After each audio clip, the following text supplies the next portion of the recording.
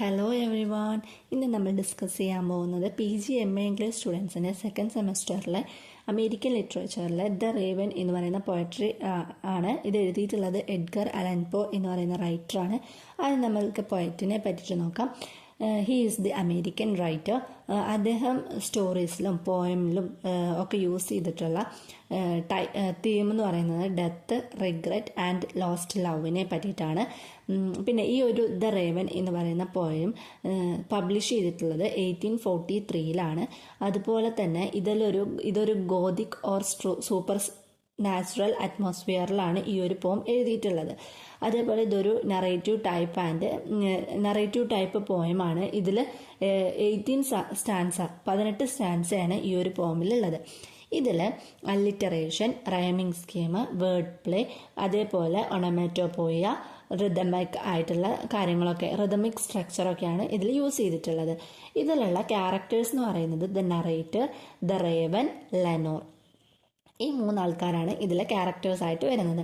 ഇനി നമുക്ക് പോമിൻ്റെ സമ്മറി നോക്കാം. ഇതിൽ ഡീറ്റെയിൽഡ് ആയിട്ടുള്ള അല്ലെങ്കിൽ ലൈൻ ബൈ ലൈൻ ആയിട്ടുള്ള സമ്മറി അല്ല, ഓവറോൾ ആയിട്ടുള്ള ഒരു സമ്മറിയാണ് പറയുന്നത്.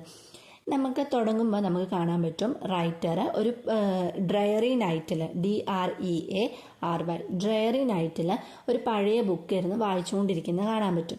അപ്പോൾ അത് ഇൻഡിക്കേറ്റ് ചെയ്യുന്നത് അയാളുടെ ബിലൗഡ് ലെനോർ എന്ന് പറയുന്ന വ്യക്തി മരിച്ചിരിക്കുകയാണ്. അപ്പോൾ അതിൻ്റെ മെമ്മറീസ് മറക്കാൻ വേണ്ടിയിട്ടാണ് അവൻ ഈ ഒരു പഴയ ബുക്ക് ഇരുന്ന് വായിച്ചുകൊണ്ടിരിക്കുന്നത്.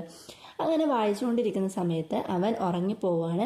ആ ടൈമിലാണ് ഡോറിൽ ഒരു സൗണ്ട് കേൾക്കുന്നത്, നോക്കിയാണ് സൗണ്ട് കേൾക്കുന്നത് വിൻഡോയിൽ. അപ്പോൾ അവൻ ആ വിൻഡോ ഒന്ന് ശ്രദ്ധിച്ചു. പിന്നെ രണ്ടാമത് കേട്ടപ്പോൾ ആ വിൻഡോ പോയി തുറന്നു നോക്കി. അപ്പോൾ വിൻഡോ തുറന്നു നോക്കിയ സമയത്ത് ഒരു റേവൻ എന്ന് പറയുന്ന ഒരു പക്ഷി, ഒരു കാക്ക പോലത്തെ പക്ഷി. അപ്പോൾ ആ പക്ഷി വേഗം പാറിയിട്ട് പെലാസ് എഥേന എന്ന് പറയുന്ന സ്റ്റാച്യുവിൻ്റെ മുകളിൽ വന്നിരിക്കുകയാണ്. അപ്പോൾ അവിടെ അത് എന്താണ് ഇൻഡിക്കേറ്റ് ചെയ്യുന്നതെന്ന് വെച്ചാൽ പെലാസ് എഥേന എന്ന് പറയുന്നത് ഗ്രീക്ക് ഗോഡസ് ആണ്. Goddess of wisdom or goddess of guardian of Athens. Greek mythology പ്രകാരം അതങ്ങനെയാണ്. അപ്പോൾ ആ ഒരു സ്റ്റാച്ചുവിൻ്റെ മേലെ പോയിട്ട് ഇരിക്കുകയാണ് ചെയ്യുന്നത്.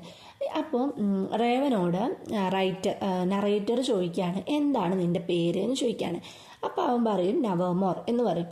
അപ്പോൾ ഈ ഒരു ആൻസർ കേൾക്കുമ്പോൾ ഈ നറേറ്ററിന് ഒരു ആകാംക്ഷ അല്ലെങ്കിൽ ക്യൂരിയോസിറ്റി ഉണ്ടാവുകയാണ്, ഇവൻ സംസാരിക്കുന്നുണ്ടല്ലോ എന്നുള്ളത്. അപ്പോൾ വീണ്ടും അയാൾ ക്വസ്റ്റ്യൻ ചോദിക്കുകയാണ്, എൻ്റെ ഫ്രണ്ട്സൊക്കെ എന്നെ വിട്ട് പോയി, അതുപോലെ നീയും പോവുമോ എന്ന് ചോദിക്കുകയാണ്. അപ്പോഴും അവൻ പറയുന്നത് നെവർമോർ എന്നുള്ളതാണ്. അപ്പോൾ അവന് നറേറ്ററിന് മനസ്സിലായി റേവൻ എന്ന് പറയുന്നതിന് ആകെ അറിയുന്ന വേർഡ് എന്ന് പറയുന്നത് നെവർമോർ ആണ്. അത് എവിടെ നിന്നോ പഠിച്ചു വന്നതാണ്, അല്ലാതെ വേറൊന്നും തന്നെ അവന് അറിയില്ല എന്നുള്ളത്. അപ്പോൾ ഈ ഒരു സംഭവം മനസ്സിലായി. വീണ്ടും അവൻ ചോദിച്ചു, ഗോഡ് നിന്നെ അയച്ചതാണോ ഇങ്ങോട്ട്? കാരണം എൻ്റെ ബിലൗഡ് മരിച്ചത് മറക്കാൻ വേണ്ടിയിട്ട് നിന്നെ ദൈവം സ്വർഗത്തിൽ നിന്ന് അയച്ചതാണോ എന്ന് ചോദിക്കുന്നുണ്ട്. അപ്പോഴും ഈ റേവൻ പറയുന്നുണ്ട് നവമോർ എന്നുള്ളത്. അപ്പോൾ ഈ നവമോർ എന്നുള്ളത് റിപ്പീറ്റഡ് ആയി കേട്ടുകൊണ്ടിരിക്കുമ്പോൾ ഈ പോയറ്റിന് ദേഷ്യം വരികയാണ്. അപ്പോൾ പോയറ്റ് റേവനെ വിളിക്കുകയാണ്, നീ ഒരു എവിൾ ബേർഡ് ആണ്, അതേപോലെ തന്നെ ഒരു പ്രൊഫറ്റ് എന്നൊക്കെ പറയുന്നുണ്ട്. പിന്നെ ചോദിക്കുന്നുണ്ട് റേവനോട്, നീ എൻ്റെ ബിലൗഡ് ആയിട്ടുള്ള ലെനോറിനെ ഹെവനിൽ വെച്ചിട്ട് കണ്ടിട്ടുണ്ടായിരുന്നോ എന്ന് ചോദിക്കുന്നുണ്ട്. അപ്പോഴും റേവൻ പറയും നവമോർ എന്നുള്ളത് പറയും. അപ്പോൾ അവന് ദേഷ്യം വരികയാണ്. ദേഷ്യം വന്നിട്ട് അവനാകെ ദേഷ്യം വരുന്നുണ്ട്, ഡെസ്പെയർ ആവുന്നുണ്ട്. അപ്പോൾ പോയറ്റ് പറയാണ്, നീ നിന്റെ പ്ലൂട്ടോണിയം ഷോറിക്ക് തിരിച്ചു പൊക്കോ, നീ ഡെത്തിനെയാണ് സിംബലൈസ് ചെയ്യുന്നതെന്ന്. ഈ പ്ലൂട്ടോണിയം ഷോർ എന്ന് പറഞ്ഞു കഴിഞ്ഞാൽ god of Rome, god of underworld എന്നുള്ളതാണ് ഉദ്ദേശിക്കുന്നത്. അണ്ടർവേൾഡ് എന്നുള്ളത് പാതാളം ഉണ്ടല്ലോ, പാതാളത്തിലെ ദൈവം എന്നുള്ളതാണ് ഉദ്ദേശിക്കുന്നത്. അപ്പോൾ ഇവിടെ പാതാളം എന്നുള്ളത് നെഗറ്റീവ് മീനിങ് ആയിട്ടാണ് കൺസിഡർ ചെയ്യുന്നത്. അപ്പോൾ റേവൻ ഒരു ഡെത്തിനെയാണ് ഇൻഡിക്കേറ്റ് ചെയ്യുന്നത്. അതുകൊണ്ടാണ് അയാൾ നെവർമോർ എന്നുള്ളത് റിപ്പീറ്റഡ് ആയിട്ട് പറഞ്ഞുകൊണ്ടിരിക്കുന്നത്. അപ്പോൾ നീ എന്തായാലും പ്ലൂട്ടോണിയം ഷോറിക്ക് തിരിച്ചു പൊക്കോ എന്ന് പറയാണ്. അപ്പോഴും ഈ റേവൻ പറയുന്നുണ്ട് നീ നവമോർ എന്നുള്ളത് പറയുന്നുണ്ട്. അപ്പോൾ ഇവന് ദേഷ്യം വരികയാണ്. അപ്പോൾ എന്നിട്ടും ഈ ഇത്രയും കാര്യങ്ങൾ പറഞ്ഞിട്ടും പെലാസ് എഥേനയുടെ മേലെ നിൽക്കാന്നല്ലാണ്ട് അവിടെ നിന്ന് അങ്ങോട്ടോ ഇങ്ങോട്ടോ ഒന്ന് മൂവ് ചെയ്യുന്ന പോലും ഇല്ല. അപ്പോൾ വീണ്ടും പോയിട്ട് എന്താവാണ്, ഡെസ്പയർ ആവാണ്. അങ്ങനെ ഒരു ഹോപ്പ്ലെസ്നെസ് എൻഡിങ്ങോട് കൂടിയിട്ടാണ് ഈ ദ റേവൻ എന്ന് പറയുന്ന പോം എൻഡ് ചെയ്യുന്നത്. അപ്പോൾ ഇതിൻ്റെ ഷോർട്ട് സമ്മറി എന്ന് പറയുന്നത് എന്താണെന്ന് വെച്ചാൽ ബിലൗഡിനെ മറക്കാൻ വേണ്ടിയിട്ട്, അല്ലെങ്കിൽ ബിലൗഡിൻ്റെ മെമ്മറീസ് മറക്കാൻ വേണ്ടിയിട്ട് അവിടെ ബുക്ക് വായിച്ചുകൊണ്ടിരിക്കുന്ന സമയത്ത് റേവൻ എന്ന് പറയുന്ന പക്ഷി വരുന്നു. ആ പക്ഷിയോട് കുറേ കാര്യങ്ങൾ ചോദിക്കുന്നുണ്ട്. അപ്പോഴൊക്കെ നെവർ മോർ എന്നുള്ള ആ ഒരു റിപ്ലൈ മാത്രമാണ് കേൾക്കുന്നത്. അതിൽ ഡെസ്പയർ ആവാണ് നമ്മുടെ പോയിട്ട്. അവസാനം ഒരു ഹോപ്പ്ലെസ്നെസ് എൻഡിങ്ങോട് കൂടിയിട്ടാണ് ആ ഒരു പോം എൻഡ് ചെയ്യുന്നത്. ഇനി നമുക്ക് അനാലിസിസ് നോക്കാം. ആദ്യം നമുക്ക് ആ ഒരു പോയത്തിൻ്റെ സ്ട്രക്ചർ നോക്കാം. മെലഡിക് ആൻഡ് ഡ്രമാറ്റിക് ക്വാളിറ്റിയാണ് ഈ ഒരു പോമിലുള്ളത്. അതേപോലെ ട്രൊക്കായിക് ഒക്ടാമീറ്ററിലാണ് എഴുതിയിട്ടുള്ളത്. അതുപോലെ തന്നെ ഇതിൽ AB CB BB എന്നുള്ള റൈം സ്കീമാണ് എഴുതിയിട്ടുള്ളത്.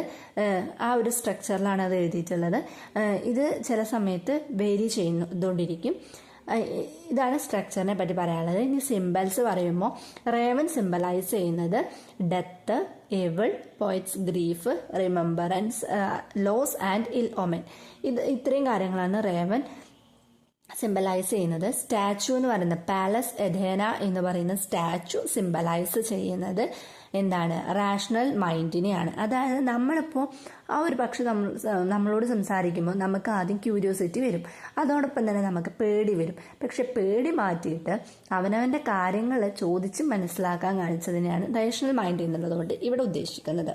ലെനോർ, നെവർമോർ എന്നുള്ള ആ രണ്ട് വേർഡ്സ് ഇൻഡിക്കേറ്റ് ചെയ്യുന്ന അല്ലെങ്കിൽ സിംബലൈസ് ചെയ്യുന്നത് മെലൻകളി ആൻഡ് ലോൺലിനെസ് ആണ്. ലെനോർ എന്ന് പറയുന്ന വ്യക്തി മരിച്ചതോടുകൂടി ഡെസ്പയർ ആവുകയും അതേപോലെ തന്നെ ആകെ ഡാർക്ക് ആവുകയും ലോൺലിനെസ് ആവുകയും ചെയ്യാണ് പോയിട്ട്. അതേപോലെ തന്നെ റിപ്പീറ്റഡ് ആയിട്ട് ഈ നെവർമോർ എന്ന് കേൾക്കുമ്പോൾ ഒരു ഹോപ്പ്ലെസ്നെസ് ഫീൽ ചെയ്യുകയാണ് ചെയ്യുന്നത്. ഈ നെവർമോർ റിപ്പീറ്റേഷൻ ഉള്ളതുകൊണ്ട് തന്നെ ആ ഒരു പോമിൻ്റെ സ്ട്രക്ചറിന് ഒരു റിതമാറ്റിക് ആയിട്ടുള്ള ഒരു മൂഡ് കൊണ്ടുവരാൻ സാധിച്ചിട്ടുണ്ട്. അതേപോലെ ഈ ഒരു പോമിൽ ഉപയോഗിച്ചുള്ള തീം എന്ന് പറയുന്നത് memory, grief versus memory, death, love, hope, despair, ഇത്രയും തീമാണ് ഇതിൽ വരുന്നത്. അതേപോലെ ഇതിൻ്റെ സെറ്റിങ്സ് എന്ന് പറയുന്നത് എന്താണ്, നൈറ്റാണ്. നൈറ്റിലാണ് ഇത് സെറ്റ് ചെയ്തിട്ടുള്ളത്. അപ്പോൾ ഈ ഒരു നൈറ്റ് എന്ന് പറയുമ്പോൾ നമുക്ക് ഡാർക്ക്നെസ് ആണ് ഫീൽ ചെയ്യുക. അപ്പോൾ ആ ഡാർക്ക്നെസ് എന്താണ് നമുക്ക് ഇതാക്കുക, ഒരു ഡാർക്ക്നെസ് എന്ന് പറയുമ്പോൾ നമുക്ക് ഡെസ്പയർ, ലോൺലിനെസ്, ഡെത്ത്, അതേപോലെ ഹോപ്പ്ലെസ്നെസ്, ഇത്രയും കാര്യങ്ങൾ നമുക്ക് ആ ഒരു നൈറ്റ് അല്ലെങ്കിൽ ഡാർക്ക് എന്ന് കേൾക്കുമ്പോൾ നമുക്ക് മൈൻഡിലേക്ക് വരും. അപ്പോൾ ആ ഒരു മൂഡ് എംഫസൈസ് ചെയ്യാൻ വേണ്ടിയിട്ടാണ് ഈ ഒരു പോം നൈറ്റിൽ സെറ്റ് ചെയ്തിട്ടുള്ളത്. അപ്പോൾ ഇത്രയും കാര്യങ്ങളാണ് ഈ പോമിനെ പറ്റിയിട്ട് നമുക്ക് പറയാനുള്ളത്. അപ്പോൾ നിങ്ങൾക്ക് ഇഷ്ടപ്പെട്ടു എന്നുണ്ടെങ്കിൽ, ഹെൽപ്ഫുൾ ആയി എന്നുണ്ടെങ്കിൽ നിങ്ങൾ വീഡിയോ ലൈക്ക് ചെയ്യുക, ഷെയർ ചെയ്യുക, സബ്സ്ക്രൈബ് ചെയ്യുക. Thank you for watching.